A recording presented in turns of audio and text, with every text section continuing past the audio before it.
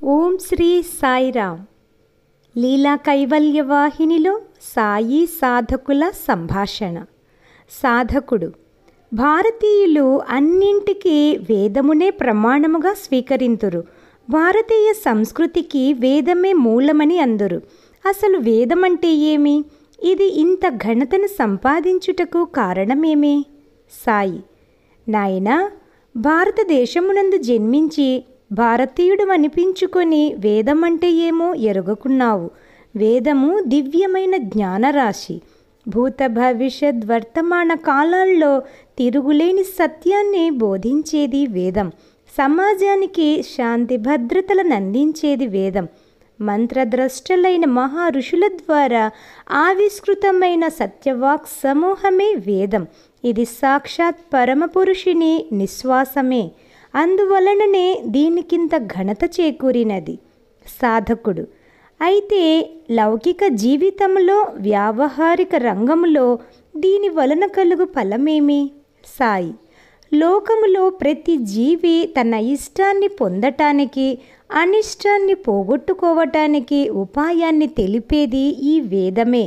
అనగా ఏది చేయతగినది, ఏది చేయతగనిది అని నిర్ణయించుట చేత ఇష్టప్రాప్తి, అనిష్ట పరిహారమును అందుకొనవచ్చును. ఈ వేదము వ్యావహారిక, పారమార్థికములు రెండింటికి సంబంధించినది. యథార్థంగా చెప్పవలనన్నా జీవితమే వేదమయం కనుక దీనిని ఆశ్రయించక తప్పదు. విద్దనగా తెలుసుకొనుట, దానినే జ్ఞానమని అందురు. జ్ఞానమయుడే మానవుడు, అది లేనిది పశువు. సాధకుడు: వేదము అనంతము అందురే, ఇది పూర్తి జ్ఞానమయమేనా? సాయి: అనంతో వై వేదాహ అని అందురు. అయితే వేదము మొదట ఒక్కటే, తదుపరి 3గా, ఆ తరువాత 4గా విభజింపబడెను. సాధకుడు: ఒక్కటిగా ఉన్న దీనిని విభజించుటలో ఉన్న విశేషమేమి? ఎందుకు విభజింపవలసి వచ్చెను? సాయి: ఇది అనంతమైనది కనుక అధ్యయనము చేయుట సామాన్య మానవులకు కష్టమయ్యేడిది. అంతేకాదు ఈ వేదమును నేర్చుకునుటకు ఎంతో కాలము పట్టేడిది. కనుక నేర్చుకునివారు దిగులుంది వేదాధ్యయనము చేయుటకు అంత అభిరుచితో ముందుకు వచ్చేడివారు కాదు. ఈ కారణమును పురస్కరించుకొని అందరికీ అనుకూలముగా ఉండునట్లు ఈ వేదములో ఉన్న రుక్కులన్నింటినీ వేరు చేసి రుక్ సంహితములని, యజుస్సులను కూర్చి యజుస్సంహితములని, సామములన్నింటినీ కూర్చి సామ సంహితములని, అథర్వ మంత్రాలను వేరుగా చేర్చి అథర్వ సంహితములని విభజించిరి. సాధకుడు: ఈ విధముగా విభజించిన వారెవ్వరు? సాయి: ఇతడు నారాయణాంశ సంభూతుడగు వ్యాసుడు, పరాశర మహర్షి కుమారుడు, సమస్త విద్యల మూట. ఆ మూటకు మారుపేరు వ్యాసుడు. ఇతను మహర్షి, సమస్త వేదశాస్త్ర పారంగతుడు, సమన్వితుడు, సమర్థుడు. లోక కళ్యాణార్థమై అతను వేదములను విభజించి ధర్మమును ఆచరించుటకు అనుకూలపరచెను. వేదములను 4గా విభజించి 5 సంహితలుగా ఏర్పరచెను. సాధకుడు: 4 వేదములకు 4 సంహితలే ఉండవలెను. కానీ 5గా విభజించుటలోని అర్థమేమి? ఆ 5 సంహితలేవి? సాయి: కృష్ణ యజుర్వేద సంహిత, శుక్ల యజుర్వేద సంహిత అని యజుర్వేదమును 2గాను, మిగిలిన 3 వేదములను ఒక్కొక్కటిగానే విభజించుట చేత 5 అయినవి. అంతేకాదు ఒక్కొక్క సంహితను తిరిగి 3 భాగములుగా విభజించెను. ఇవన్నీ వారి వారి స్థితిగతులకు తగిన రీతిగా అందరినీ తరింపజేయగోరి చేసినవే. వారి వారి యోగ్యతలను పురస్కరించుకొని సంఘ శ్రేయస్సు కోసం చేసినవే. అంతేకాని వీటిలో ఏమాత్రమూ భేదములు లేవు. సాధకుడు: ఆ సంహిత భాగములు ఏవి? సాయి: బ్రాహ్మణాలు, ఆరణ్యకాలు, ఉపనిషత్తులు అని 3. సాధకుడు: బ్రాహ్మణాలు అనగా ఏమి? సాయి: ఇవి మంత్రభాగ వ్యాపక రూపాలు. ఆయా యాగములను, వాటి స్వరూపాలను చక్కగా వివరిస్తాయి. ఇవి ఐతరేయ బ్రాహ్మణమని, తైత్తిరీయ బ్రాహ్మణమని, శతపథ బ్రాహ్మణమని, గోపద బ్రాహ్మణమని అనేక విధములా కలవు. సాధకుడు: ఆరణ్యకాలనగా ఏమి? సాయి: ఇవి పద్య గద్య రూపమైనవి. వానప్రస్థ ఆశ్రమము స్వీకరించిన వారు అరణ్యములలో జీవించుచు అధ్యయనము చేయుట వలన వీటికి ఆరణ్యకాలని పేరు వచ్చినది. అనగా ఒంటరిగా ప్రశాంతముగా కాలము గడుపు వారు ఈ సంహితను అధ్యయనము చేయుట చేత ఆరణ్యకమైనది. అనగా జన సమూహములో కాక ఒంటరి జీవితమును గడుపువారు అధ్యయనము చేయునవి ఆరణ్యకాలు. వీటిలో కర్మకాండ యొక్క చరమదశ, బ్రహ్మకాండ ప్రారంభమవుతుంది. సాధకుడు: బ్రహ్మకాండ అనగా ఏమిటి? సాయి: యజ్ఞయాగాదులకు ధర్మాచరణకు సంబంధించినది. ఇందులో ఎన్నియో విశేషములతో కూడిన ధర్మములు, యజ్ఞములు కలవు. సాధకుడు: ఉపనిషత్తులనగా ఏమిటి? సాయి: ఇవి విద్యా వివేకాదులచే సాధించగలిగినవి, సాధించదగినవి. ఇవి ధర్మార్థ కామ మోక్షములను 4 పురుషార్థములతో కూడినవి. విద్యలలో కూడా పరవిద్య అని అపరవిద్య అని 2 గలవు. 4 వేదములు అపరవిద్యలే. అందులో 3 అనగా ధర్మ అర్థ కామముల వలన పురుషార్థములు సాధించుకొనవచ్చును. ఉపనిషత్తులలో చెప్పిన పరవిద్య ద్వారా 4వదైన మోక్షము సాధ్యము. సాధకుడు: అయితే వేదాంతములనగా ఏమి? సాయి: ఈ ఉపనిషత్తులకే వేదాంతము అని పేరు.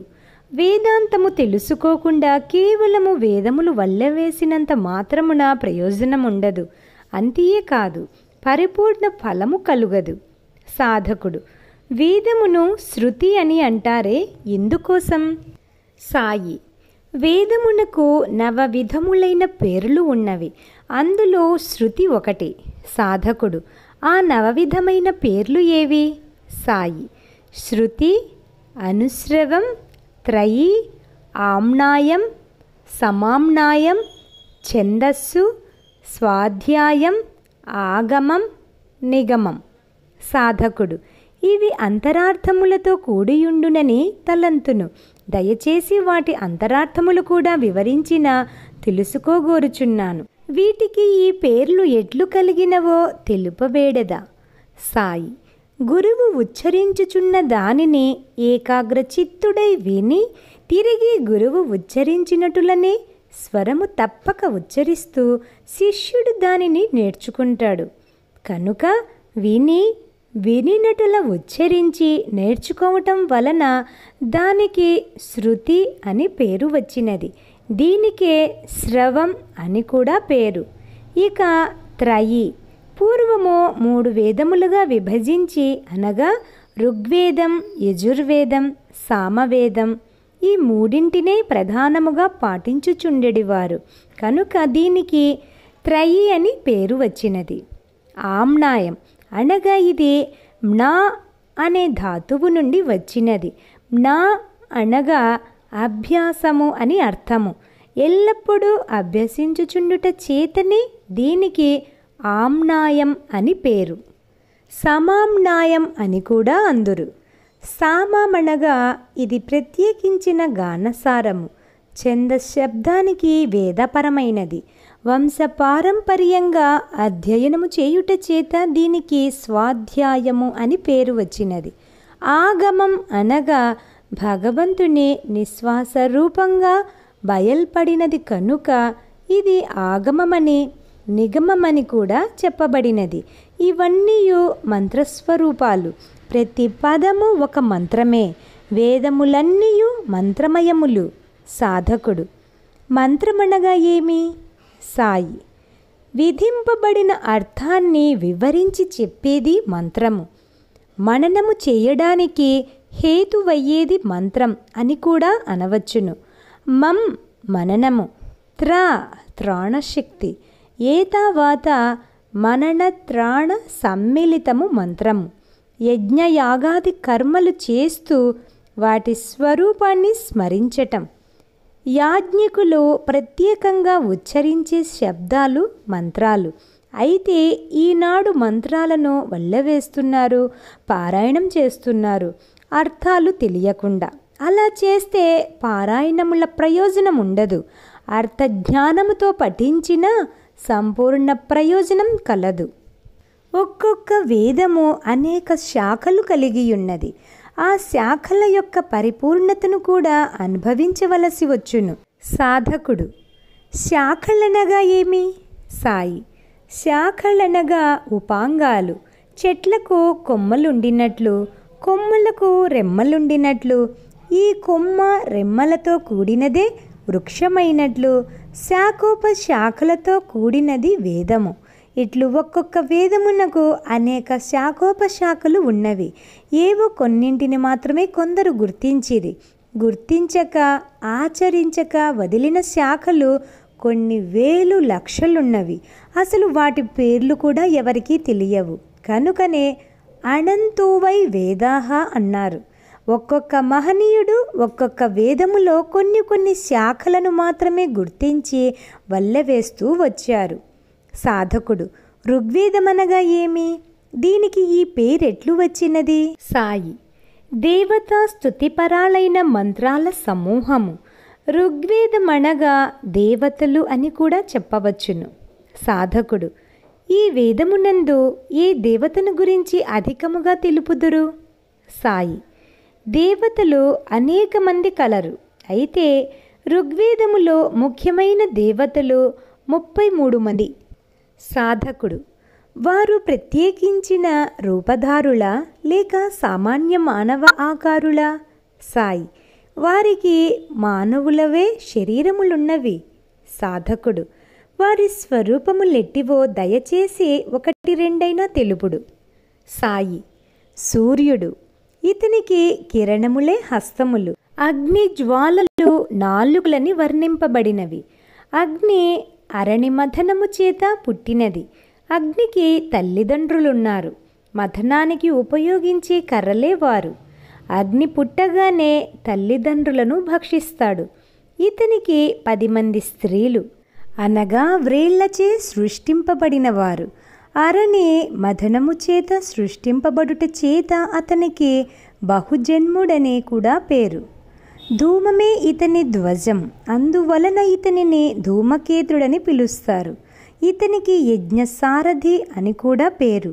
కారణమేమన దేవతలను తన రథము మీద తీసుకుని వస్తాడు. యజ్ఞములో సమర్పించిన ఆహుతులను దేవతలకు సమర్పిస్తాడు. యజ్ఞమునకు ఇతడే ముఖ్యుడు. అందుచేత ఋత్విక్కులు, హోతలు, పురోహితులుగాను బ్రహ్మగాను స్తుతింపబడుతాడు.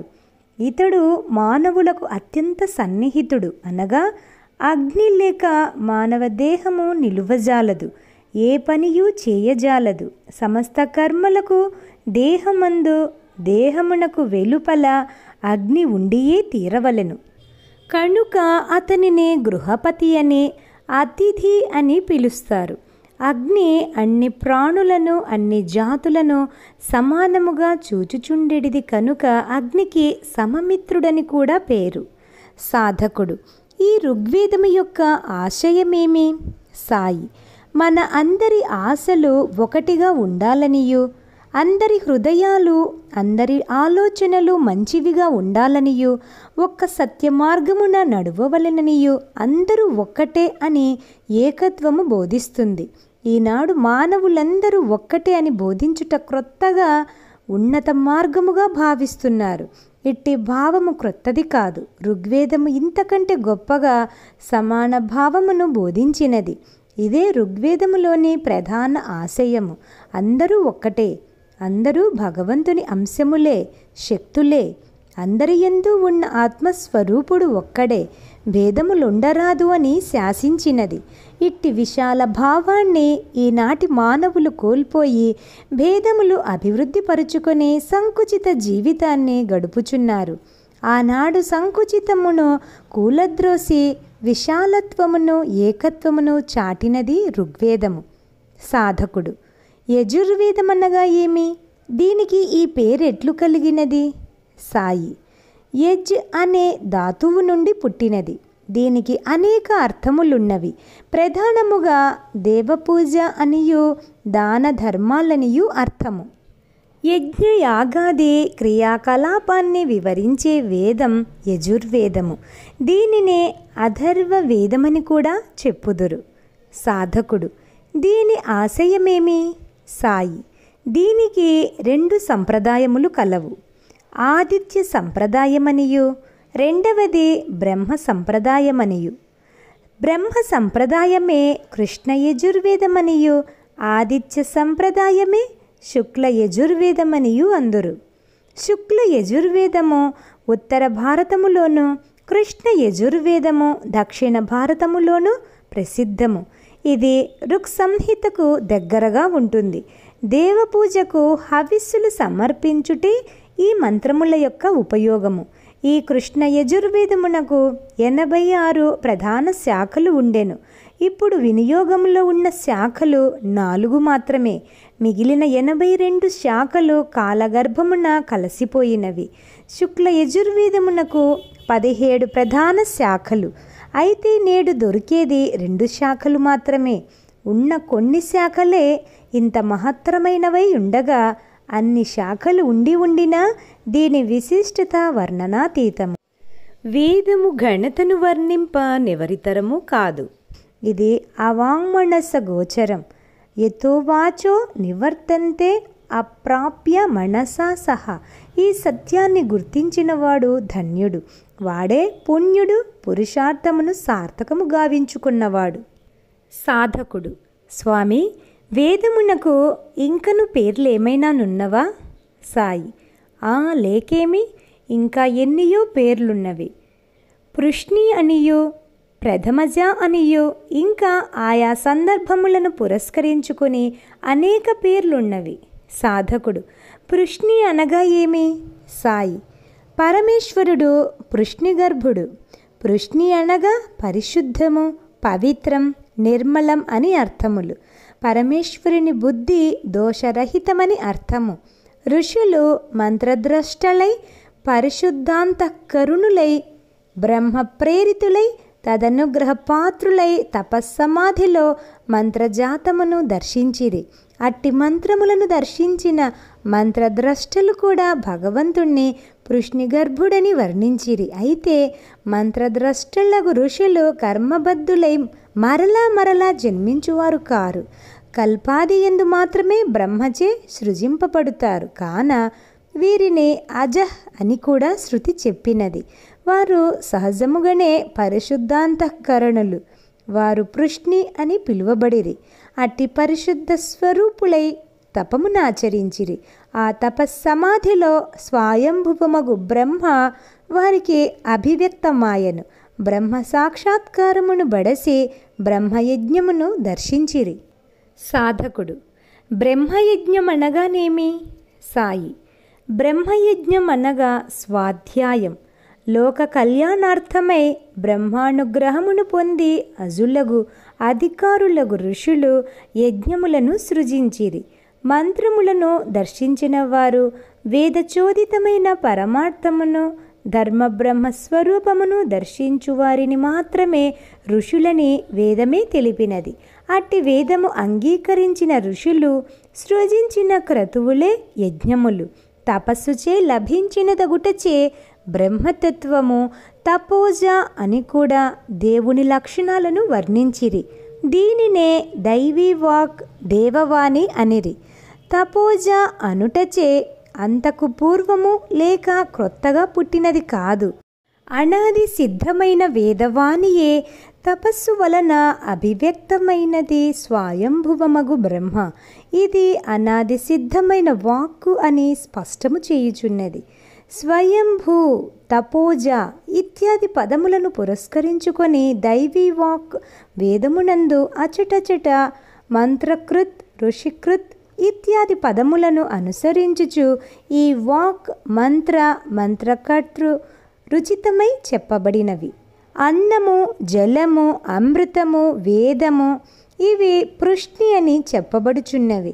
ఇవి ఎల్లప్పుడూ భగవంతుని గర్భమునందుండునవి కాన భగవంతుడు పృష్ణి గర్భుడని కూడా బ్రహ్మయే తనకు తాను వేదరూపమున తెలుపుకున్నాడు. సాధకుడు ప్రథమజ అనగా ఏమి? సాయి త్రయీ రూపమగు వేదవాక్కు ప్రథమజ అనే కీర్తింపబడినది. ఉపస్థాయి ప్రథమజాం అని అనుటచే ప్రథమజ అను వాక్కును సేవించుట వలననే విద్య సిద్ధించుచున్నదని చెప్పబడినది. అనగా వేదవాక్కును సేవింపని ఎడల బ్రహ్మ విద్య సిద్ధింపదని దీని తాత్పర్యము. వేదవాక్కు కేవలం అర్థము తెలిసి భావపూరితముగా సేవించినప్పుడే వేద విద్యా సిద్ధిని బడయవచ్చునే కానీ కేవలము నోటితో ఉచ్చరించినంత మాత్రమున వేద విద్యాసిద్ధి లభించదని కూడా ఈ వాణి స్పష్టపరచినది. సాధకుడు ఈ ప్రథమజ అను వాక్కు ఏ వేదమునందు దర్శింపబడినది? సాయి ఋగ్వేదమునందు ప్రథమజ పూర్వజ అను పదములు వేదము యొక్క అనాదిత్వమును చాటుచున్నవి. అందుచేతనే రామాయణమును వ్రాయుచు వాల్మీకి ఈ వాక్కును అగ్రవాక్ అని కీర్తించినాడు. వేదవాక్కునే కాక హిరణ్య గర్భునకు కూడా ప్రథమజ అనే ప్రథమోత్పన్నమైనదగుటచే బ్రహ్మ విద్యను ప్రథమజ అని శృతులు కీర్తించినవి. బ్రహ్మదేవానం ప్రథమః బ్రహ్మదేవునకు హిరణ్య గర్భునకు ప్రథమజ అని పేరు వేదమున కనపట్టుచూనే ఉన్నది. సాధకుడు ఇందులో ప్రాధాన్యం ఎవరికి అనగా హిరణ్య గర్భునక లేక పరబ్రహ్మక? సాయి హిరణ్య గర్భున కంటే పరబ్రహ్మకు ప్రాధాన్యముండుటచే బ్రహ్మ ప్రథమజ అయినది. ప్రథమజ అనగా అనాది సిద్ధమగు వాక్కు. ఇది పరబ్రహ్మ ముఖము నుండి ఆవిర్భవించినది అని అర్థము. ప్రథమజ అను నామము సార్థకము అయినట్లే ఆర్ష పదము కూడా బ్రహ్మవాక్యమైన వేదమునకు ప్రసిద్ధము. మీమాంసాది న్యాయముచే పరిశీలన చేయువాడే ధర్మజుడు, మీమాంసాదులచే పరిశీలన చేయనివాడు అధర్ముడు అని అర్థము. సాధకుడు ఆర్షమనగానేమి? సాయి వేదము ఋషి అగుటయే కాక ఋషిద్రష్ట అగుటచే ఇది ఆర్ష అని చెప్పబడినది. ఈ వేదమంత్రజాతము ఆర్ష అధీనమని ఋగ్వేదము స్వయముగా వివరించినది. ఇంతేకాదు సకారాంత పదము వేద బ్రహ్మకు మరొక నామము. దానికే వేద అనగా ధనము, జ్ఞానము లేక పరమైశ్వర్యము అని అర్థములు. లౌకిక ధనము కంటే వేదమాత ప్రసాద రూపమగునట్టి ధనమే విలక్షణమై పురుషార్థ సాధకమగును. దీనినే పరమైశ్వర్య జ్ఞానము అని కూడా అందురు. ఇది వేదరూప బ్రహ్మమును దర్శింపచేయును. దీనినే వేదములో కూడా దేవా నీవు వేదస్వరూపుడవు, పశుపుత్రాది ధనముతో లేక పరమైశ్వర్యముతో జ్ఞానముతో నన్ను నింపుము, అట్టి ధనముతో నేను తృప్తుడునగుదును. ఆ ధనము నీ కైంకర్యమునకు వినియోగింపబడినది అగుటచే నీవును తృప్తుడవగుదువు అని ప్రార్థించిరి వేద ఋషులు. సాధకుడు ఈనాడు అట్టి ప్రార్థనతో కూడిన భావములు ఎక్కడా కనిపించుటలేదు. అర్థములు తెలియక కేవలము గ్రామ్ఫోన్ ప్లేటు పాడినట్లు అలవాటులో దానిని ఉచ్చరించుచున్నారు కదా, వారికి ఈశ్వరైశ్వర్య జ్ఞానము లభించునా? సాయి బాబు నీవే చెప్పుచున్నావు కేవలము గ్రామ్ఫోన్ ప్లేటు వలె ఉచ్చరించుచున్నారని. గ్రామ్ఫోన్ ప్లేటు వలె ఉచ్చరించు వారికి గ్రామ్ఫోన్ ప్లేటుకు ఏ ఫలితము లభించునో, ఏ ఐశ్వర్యము లభించునో వారికి అట్టి ఐశ్వర్యమే లభించును. సకలైశ్వర్య జ్ఞానము ఎట్లు లభించును? కొమ్మను కొట్టి నాటి ఇది చెట్టు అన్న అది చెట్టెట్లగును? భావశుద్ధితో అర్థభావముతో వేదమును ఉచ్చరించు వారికి సకలైశ్వర్య జ్ఞానమగు బ్రహ్మ విద్య లభ్యమగును. సాధకుడు కేవలము వేదమంత్రము మాత్రమేనా లేక ఏ మంత్రమైనా భావశుద్ధి అర్ధభావముతో ఉండవలెనా? సాయి బాబు అందరికీ వేదము తెలియదు కదా, తెలియనంత మాత్రాన వారికి సకలైశ్వర్య జ్ఞానమగు బ్రహ్మ విద్య బ్రహ్మప్రాప్తి లభించదని భావించరాదు. ఏ నామమైనా ఏ మంత్రమైనా భావశుద్ధితో అర్థభావముతో ఉచ్చరించిన అట్టి వారికి సకలైశ్వర్య స్వరూపుడగు బ్రహ్మ అనుగ్రహముతో బ్రహ్మ విద్య ప్రాప్తినందించును. సాధకుడు: స్వామి, సామాన్యముగా ధనము నర్దించని వారుండరు లోకమున. అయినా ఎట్టి ధనమును అర్థింపవలెనో, ఎట్లది వేదరూపమగునో దీనిని వేదము ఏ విధమును తెలిపినదో సెలవివ్వండి. సాయి: వేదం పరమేశ్వరం, వేదయతీతి వేదసః వేదస్వం శుభప్రాప్తి సాధనమై అర్థింపబడునది అగుటచే ధనాధికము అర్థ అని చెప్పబడుచున్నది. సుఖరూపుడై అందరిచే అర్థింపబడువాడగుటచే పరమేశ్వరునకు అర్థ అని పేరు. అట్టి పరమేశ్వరుని కొరకు వినియోగింపబడే తత్ప్రాప్తి సాధనమగు ధనము లేక జ్ఞానము వేదస్ అగునని వేదమే తెలిపినది. అట్టి ధనమే ఆరాధకునకు, ఆరాధ్యుడగు దైవమునకు తృప్తిని కలిగించునని శృతియే తెలిపినది. వేదవాక్కుచే వేదవిహిత ధర్మాధ్యాచరణముచే సిద్ధించడి ధనమే వేద అగుననడి అర్థము వేద తాత్పర్యము. కావుననే ఇట్టి ధనమును శృత్యం అని ఋగ్వేదము కీర్తించుచున్నది. సాధకుడు: శృత్యం అనగా ఏమి? సాయి: పుత్ర పౌత్రాది రూపమున నిరతిశయముగా వర్ధిల్లడి ఐశ్వర్యమును అనుగ్రహింపుడు అని అర్థము. ధర్మము వేదస్వరూపమగుట చేతనే పరమేశ్వరునకు ధర్మ అని పేరు ప్రసిద్ధము. రామో విగ్రహవాన్ ధర్మ అని రామాయణము కీర్తించినది. సర్వభూతానాం ధారణాత్ ధర్మ, సర్వభూతములను ధరించుట చేతను ధర్మముచే ఆరాధింపబడుట చేతను పరమేశ్వరునకు ధర్మ అనునది సార్థక నామము.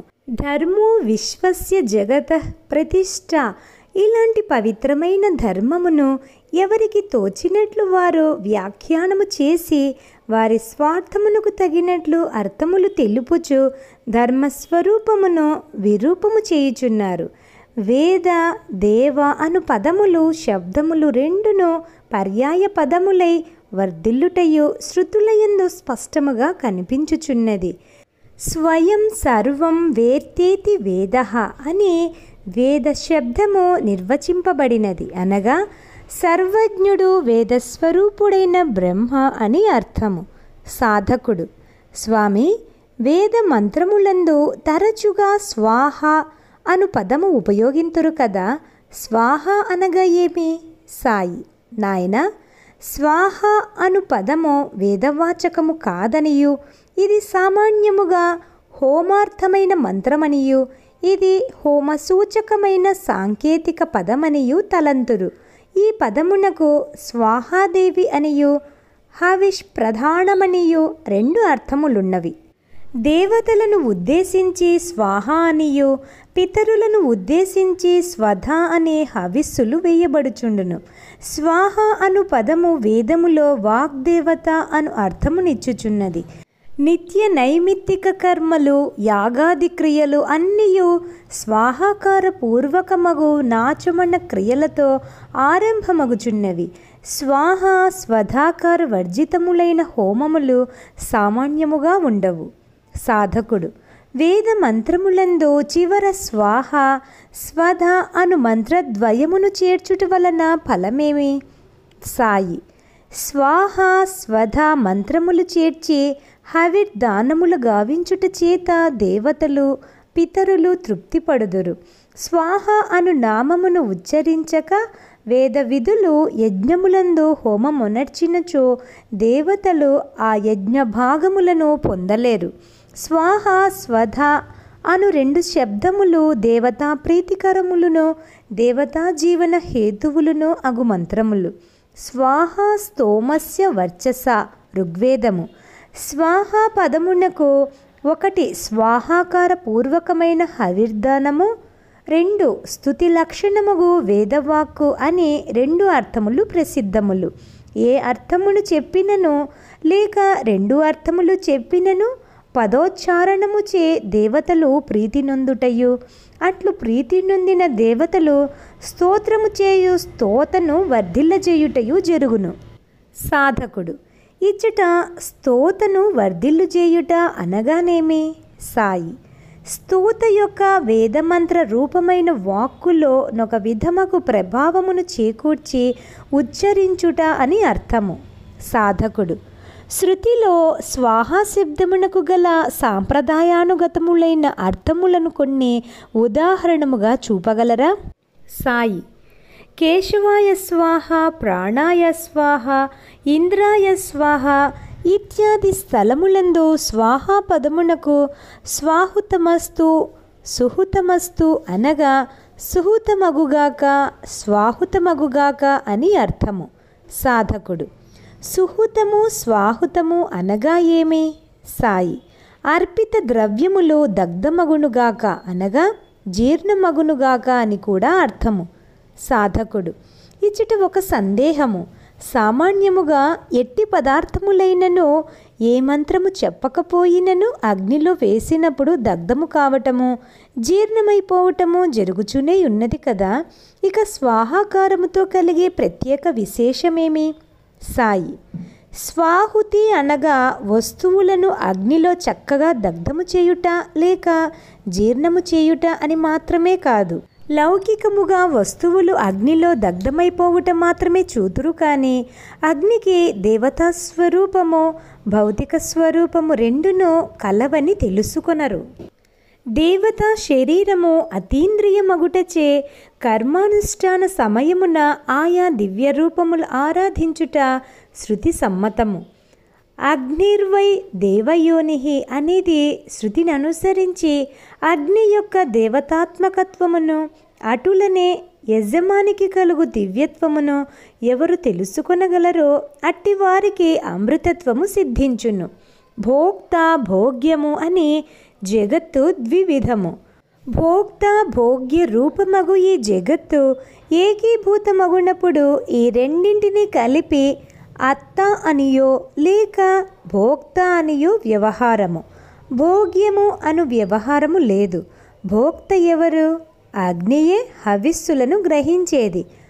ఆది దైవికము ఆదిత్యుడు, ఆధ్యాత్మికముగా ప్రాణము. ప్రాణాగ్ని ఇట్లు అగ్నియందు ఆజ్య. సోమ ఆది హవిస్సులకు అహితయ అని పేరు. పరోక్షముగా ఆహుతులు అని చెప్పబడినవి. దేవతలు పరోక్ష ప్రియులు.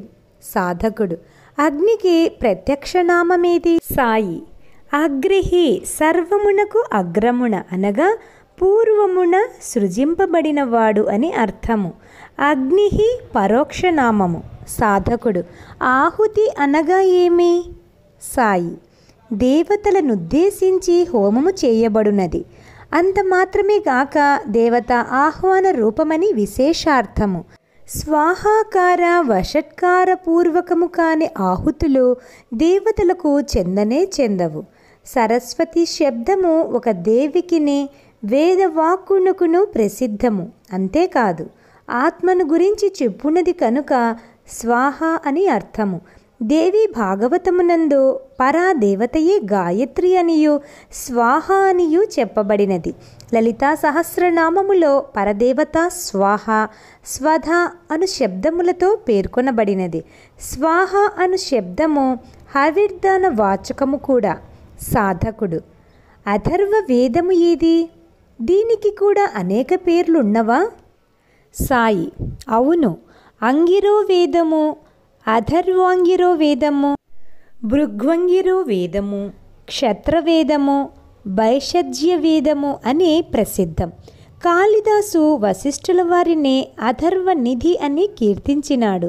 అట్లు కీర్తించుట ద్వారా ఋగ్వేద యజుస్సామ విదుడే కాక అథర్వ వేదాభిజ్ఞుడు కూడనగువాడే, పౌరోహిత్య కుశలుడు, కర్మ నిర్వహణ సమర్థుడు, రాజగురు పదమునకు అర్హుడు అని తెలియజెప్పెను. సాధకుడు అథర్వ మంత్రములకు పేర్లేమైనా ఉన్నవా? సాయి అవి సిద్ధమంత్రములని ప్రసిద్ధి. గాయత్రీదేవికి ఋగ్యజు సామములు పాదములు, మీమాంసా శాస్త్రము తటస్థ లక్షణము, అథర్వ వేదము చేష్ట అని అర్థము. సాధకుడు దీనికి అర్థమగునట్లు లౌకిక ప్రపంచమునకు తెలియనట్లు ఉపమానములేవైనా ఉన్నవా? సాయి అథర్వము ఒక వృక్షము వంటిది. ఋగ్వేద, యజుర్వేద, సామవేదాలు స్కంద శాఖలు, స్మృతి పురాణములో వర్ణములు. ఒకే ఆదిత్యుడు యజుర్వేదమున యజుః అనియు, సామవేదమున సామ అనియు, ఋగ్వేదమున ఊర్ధ్వమనియు, అథర్వ వేదమున యాతుః అనియు ఉపాసింపబడుచున్నాడు. సాధకుడు: అథర్వుడనగానేమి? సాయి: నిశ్చలుడు లేక స్థిర ప్రకృతి కలవాడు అని అర్థము. అథర్వమునకు ప్రాణాత్మ లేక ప్రజాపతి అని వేద ప్రసిద్ధము. ప్రాణాత్మ అగు ప్రజాపతి అథర్వుడని కీర్తింపబడినాడు. ఈ ప్రజాపతియే మొదట అగ్నిని మథించెను. ప్రతి వేద మంత్రమునకు ఆదియందునో అంత్యమందునో ఉచ్చరింపబడే ప్రణవము అభివ్యక్తము చేయునది అథర్వవేదమే. సాధకుడు: ఈ వేదము పరమేశ్వరునికి ఎన్ని రూపములని తెలిపినది? సాయి: యాతి రుద్ర శివ తనూర ఘోర పాప కాశిని అని పరమేశ్వరునకు శాంతము, ఘోరమని 2 రూపములున్నట్లు తెలిపెను. సాధకుడు: దీనికి ఏదైనా ఉదాహరణము తెలుప ప్రార్థన. సాయి: స్తంభము నుండి వెడలి ప్రత్యక్షమైన నరసింహుని రూపము భక్తాగ్రేసురుడగు ప్రహ్లాదనకు శాంతరూపమున, అఘోర రూపమున సాక్షాత్కరించెను. ప్రబల ద్వేషి అయిన హిరణ్యకశిపునకు ఘోర రూపమున కనపడినట్లు ప్రసిద్ధమే కదా. పరమేశ్వరుని శక్తి రూపమగు ప్రకృతియు శాంత ఘోర రూపము. జీవులకు ఉపభోగ్యమైన వస్తుజాలము జీవన హేతువగునప్పుడు భేషజమగును, అదియే మృత్యుహేతువగునప్పుడు ఘోరమగును. సాధకుడు: దీనికి అర్థమగునట్లు ఉదాహరణము అనుగ్రహించండి. సాయి: సర్వ ప్రాణులకు జీవనహేతువు అన్నము. అది శాస్త్రము ఉపదేశించినట్టులా సాత్విక, రాజసిక, తామసికాధ్య ఘోర భేదములను గుర్తించి పరిమితముగా సేవించినచో అది జీవనహేతువు, సుఖప్రదమగు భేషజమగును. అట్లుగాక అధికముగా సేవించినప్పుడు వ్యాధిహేతువై అది దుఃఖప్రదమగును, ఘోర రూపమగును. దీనినే అన్న శబ్ద నిర్వచనము ద్వారా శృతి వివరించినది. అద్ అనగా తినుట అను ధాతువు నుండి అన్న శబ్దము నిష్పన్నమైనది. తినబడునది అనగా అద్యతే కావున అన్నము, తినునది అనగా అత్తి కావున అన్నము అని అర్థము. అన్నమునకు గల శాంత ఘోర రూపములను సంలక్షింపజేయుట శాంతాఘోర రూపములగును. అథర్వాంగిరో మంత్రముల దర్శించిన ఋషులే అథర్వాంగీరసులు. దృష్టి భేదము లేక అధికార భేదములను అనుసరించి శాంత ఘోర రూపములుగా భిన్నముగా కనపట్టినను మొత్తం మీద పరమార్థమున ఈ మంత్రములన్నీయు ఆత్మ విచికిత్స కొరకే లోక కళ్యాణమునకే ఏర్పడినవి.